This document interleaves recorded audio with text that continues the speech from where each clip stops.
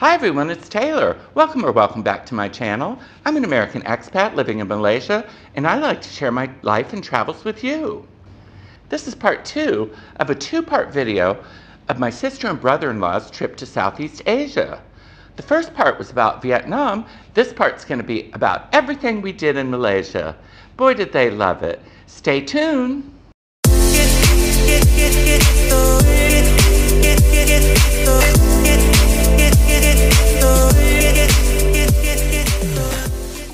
Now, before we talk about Malaysia, why don't you give us a little bit of background about what you did? You're both, well, Liz is semi-retired and Phil is retired. Tell us a little bit about what you've done in your careers.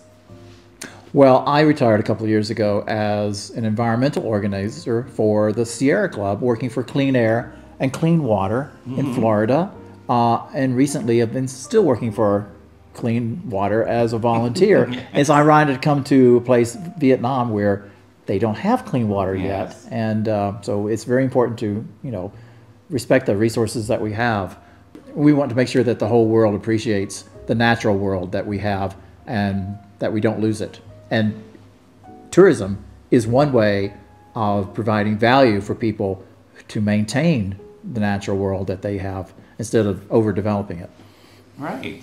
And what did you do, Liz? Well, I'm a writer, still a writer, primarily for businesses, and I write blogs, for instance. So a little bit similar to what you're doing here with YouTube. And basically, that's it. I started out my career in newspapers, knowing that I just always wanted to write for a living, and I've always been able to do that in my career, and I feel really fortunate and blessed. That's great. And when we get home, you're going to be writing about the places we've traveled to get people to come visit them. Yes, that's for sure. I've been trying to take notes, and it's going to be an exciting thing to remember the trip that way. Okay, now let's talk about Malaysia, because most of my viewers are from Malaysia. Now, you first came to Kuala Lumpur and stayed in my building in an Airbnb, and then we just stayed there a couple days, I guess, and then we drove to Penang and stayed there 3 nights, and now we're in Highlands for a couple nights, and then back to KL for a night, and then they're off back to Vietnam and then back home. Tell me a little bit about your impressions of Malaysia and starting in KL and how it differs from everything you've seen. Well, Kuala Lumpur is an astonishing city. We sent pictures back home. We had to tell our friends, that's the second tallest building in the world. Yes. Look at those twin towers. It looks like, city of the future. It looks like we went to another planet almost. And really, most Americans don't realize that there is so much there, and that people come there to see that. It was really impressive. A lot of people think of anything in Southeast Asia as third world, and oh my goodness. No, that's what I told my friends. It's not a third world country, y'all. This is a new, modern, clean, sparkling city, bigger than New York and a lot cleaner. What did you think of KL, Liz? I really liked it. It's I wish we had gotten to see a little bit more, but the views really are what stand out to me. We had a beautiful view from our room, and we're going to stay in a place for our last night, which is actually tomorrow night, where we're going to have a really great view of the Twin Towers. I was really struck by the shopping malls. They seemed like a great place to escape the heat. But I was also really pleasantly surprised. I was really afraid that it was going to be way too hot for me. And I thought it was a lot more pleasant and just better weather than I had expected. Well, and really you were there during probably the hottest time of the year.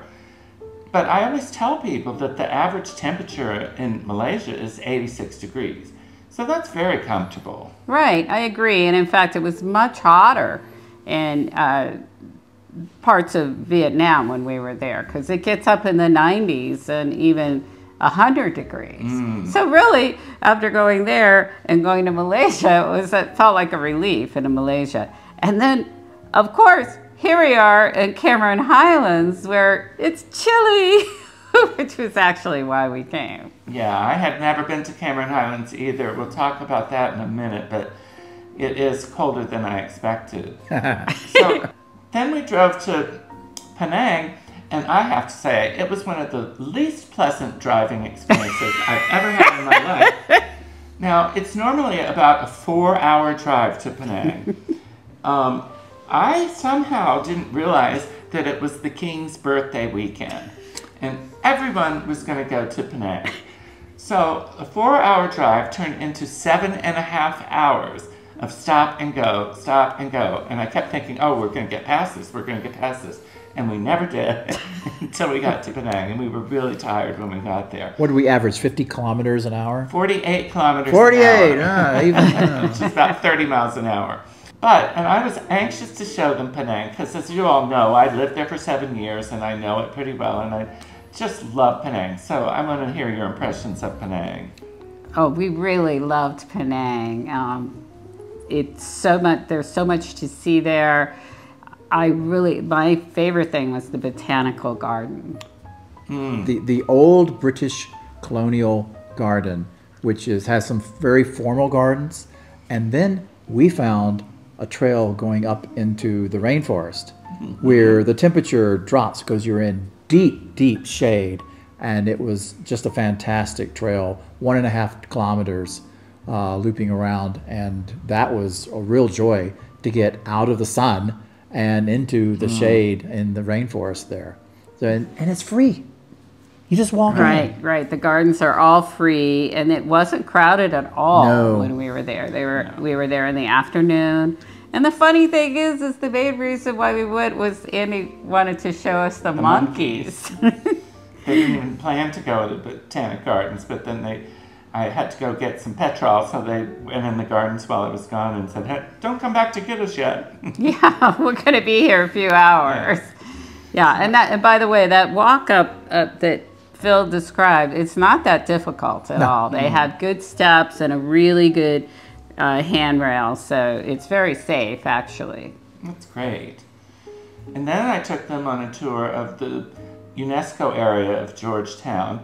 And unfortunately, we didn't have a lot of time, so we just went in the car, and it was really hot. It was really hot down there.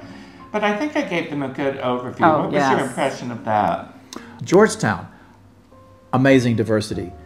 This block are these people, the next block are those people, the Chinese, the Hindu, the Malay, Muslims, they all get along. The thing that really struck me is there's a tall white monument to Queen Victoria, and then there is a mosque monument, a tower, about the same size, very similar in dimensions, and it just shows you that you have those cultural differences there living side by side in a very harmonious way. I was really impressed. I don't know where I've ever seen such diversity in such close quarters. Yeah, it's really special. And I must say, Andy is an expert driver getting through those narrow roads. If you can hire Andy as your driver, Taylor for hire. Yeah, he was really good at winding in and out. And then the other thing I really appreciated was hearing the call to prayer. Yeah. It was so beautiful. We take that for granted when we live here, but yeah, it is. When I first moved here too, I thought it was so exotic and so beautiful. It's ethereal. It really is. So we stayed in a nice Airbnb that had a beautiful ocean view, and it was right near where Jill lived and right near where Ellen and Paul lived. And so we went out to dinner the first night with Ellen and Paul, and so they got to meet them and Jill, and we had a great time there. And that was at Straits Key, which is about the most western place you can find in Penang, but it's a great place to go for dinner because it's overlooking the water and the marina. It's really nice. The next day we were confused about what to do because I was concerned about the traffic. It was bad, and I was worried about people going back home. So anyway, we just went back to the Botanic Gardens and took a Jeep up to the top of Penang Hill.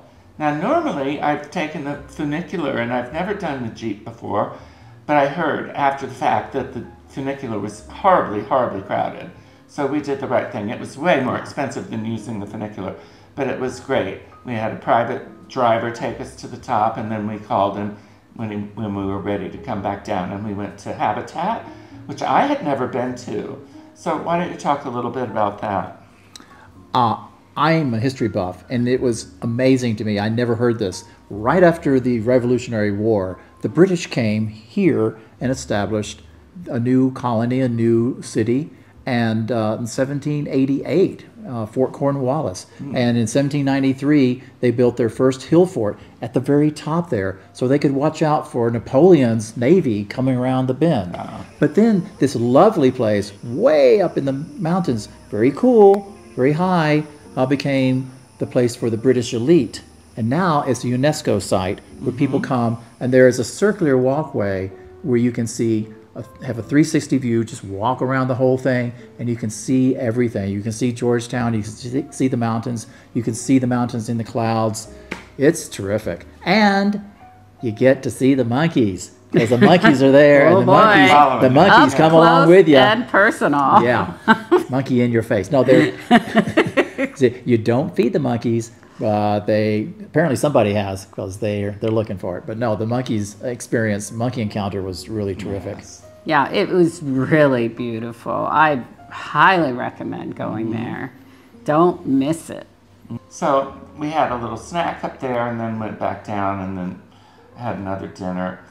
And is that about it that we did in Penang? Because it was just 3 nights. Yeah. Yeah. And the first day was totally taken up by driving there. So didn't have any time to do But that was anything fun. there. Yeah, Oh, I took a nap in the back seat. Lucky me.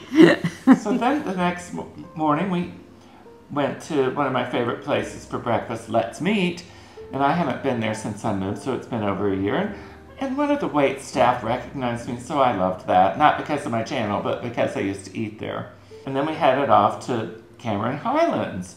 And like I said before, I had never been to Cameron Highlands, and I was so looking forward to it because I just thought it was going to be gorgeous. And I knew it was going to be cooler weather, but I didn't realize how cool it was going to be. Because like tonight, it's like going to get down to 16 degrees Celsius, which is pretty chilly for me. I didn't even bring a sweater or long pants, and I just brought my flip-flops, so I'm horribly underdressed.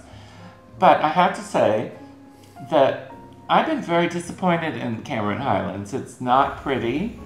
I mean, the scenery around it is beautiful, but it has been terribly developed. It's very unattractive and looks sort of run down. I don't know. What do you guys think? Well, it's an industrial farming area, so you have greenhouses everywhere around the hillsides, and sometimes they're terraced, and it's attractive, like with the tea plantations that have been here for a long time. But there's a lot of greenhouses popped up all around, and it's just a lot. It really is. Yeah, and it really, the buildings are dirty, and they frankly need to be painted. Well, that's a typical problem in Malaysia, Liz. But particularly up here, I think because of the dampness and moisture and, you know, mildew and stuff like that growing, it's probably harder to keep up on that. But you're right. I mean, they do need to keep up on it better than they do. Up the road in here, this area, there's something called the Mossy Forest, and that is an ancient rainforest. There's not much of it left. They've really developed this area because it's a fabulous place to grow tea, to grow strawberries and blueberries and a lot of stuff like that. And that's great, but they really didn't rein in development to keep it manageable. It's a shame because I had the impression that Cameron Highlands was going to be, that I would like it better than Genting Highlands, which I haven't been to either. But since being here, I think I'm probably going to like Genting Highlands better. And Genting Highlands is only 45 minutes from Kuala Lumpur instead of 4 hours. But people come from all over Asia to holiday here. So I guess we all like the cool air We like because the cool The air. cool air is definitely, I think, worth it if you're really hot in the summer. I think I would be really careful about picking a place. Yes. Because the place that I found on Booking.com, although I've done great on Booking.com otherwise, it was a disappointment. Yes. and we've done so well with every place else. Yeah, we have. It's fine. It's comfortable, but It feels it feels old and run down. Yeah. But there's a lot of new hotels here, Yeah, and well. plenty of posh accommodations if that's what you want. Yes. Tomorrow we head back to KL for your last night there, and then you're off to go home. But I just want to say thank you so much for doing this interview that my viewers have been waiting for, and coming to visit me after all this time that I've been here, and finally learning to travel. She didn't want to come for the longest time. And let me just tell you, people, a lot of my friends have asked me, what tour are you on? How have you put together such an amazing trip to go to all these places? Because I've been sharing my photos on Facebook, and I say, well, my wife did the research, she planned it all, and you can do it too. You can go to all the places that we're talking about. Just do your research and figure it out, and don't be afraid, because it's pretty easy, really. Well, I must say Southeast Asia it's been life-changing for me. I really do hope we get back after waiting so long. Yeah. I hope And you do Andy, too. I love you. I love you too. So thanks a lot, you guys. Well, wasn't that fun getting to meet Liz and Phil finally? If you liked this video, please like and subscribe, and check the notification bell too so you won't miss any of my future videos. I've enjoyed so much this trip with my sister and brother-in-law, but I'm looking forward to getting back to KL and Earl Grey, who is probably missing me horribly. And don't be worried, he's being taken care of. I know you're going to ask in the comments who's taking care of Earl Grey. But that's all I have for today. Thanks for watching, everybody. Talk to you later. Bye.